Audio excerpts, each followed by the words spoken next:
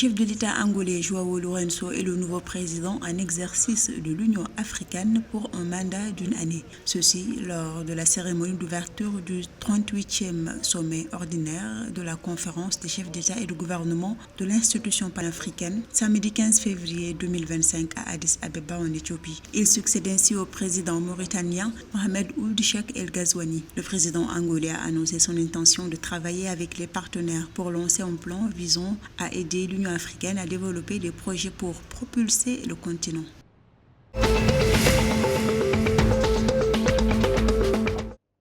Au Zimbabwe, les exportations de marchandises révélées par la Banque centrale ont totalisé 7,9 milliards de dollars en 2024. Afin d'améliorer son assiette fiscale et ses recettes en devises, le Zimbabwe envisage d'exploiter davantage son potentiel d'exportation vers les Émirats arabes unis après des engagements fructueux lors du sommet mondial des gouvernements qui s'est tenu du 11 au 13 février 2025 à Dubaï. La participation du Zimbabwe au sommet a été marquée par une forte présence dans les sessions clés ainsi que par une série de réunions bilatérales et de discussions axées sur la connaissance visant à promouvoir le rôle de la recherche dans la gouvernance. La part des échanges du Zimbabwe vers les Émirats arabes unis a représenté 26% des exportations du pays d'Afrique australe en 2023.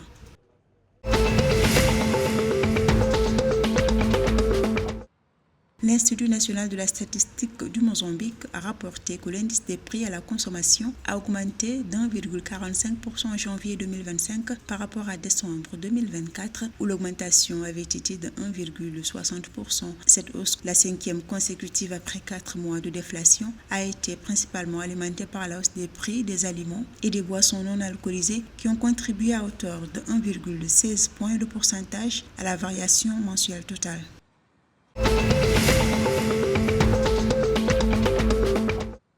Depuis l'ouverture 24 heures sur 24 du poste frontière de Katima Mulilo entre la Namibie et la Zambie, le trafic des camions a fortement augmenté. Toutefois, les embouteillages au poste frontière de Wenela en Namibie pourraient bientôt disparaître. En effet, le gouvernement namibien a entrepris des démarches pour réduire la congestion au poste de frontière de Wenela. Parmi les mesures prises figure la réalisation d'une étude conjointe pour évaluer le temps nécessaire à la libération des marchandises entre la Namibie et la Zambie. Une autre action consistera à mettre en place un cadre opérationnel standard inter-institutions pour une gestion coordonnée des frontières en Namibie.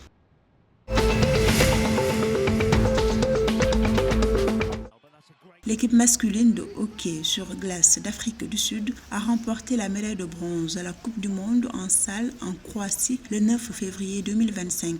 Elle a battu la Belgique par le score de 6-5 pour décrocher cette médaille. Lors de la phase de poule, l'Afrique du Sud a remporté une victoire de 8-6 contre la Croatie et un score de 5-2 contre la Pologne, se qualifiant ainsi pour les quarts de finale. En éliminatoire, l'équipe sud-africaine a triomphé 6-0 face à l'Iran. Cette performance représente son meilleur résultat à ce jour dans cette compétition.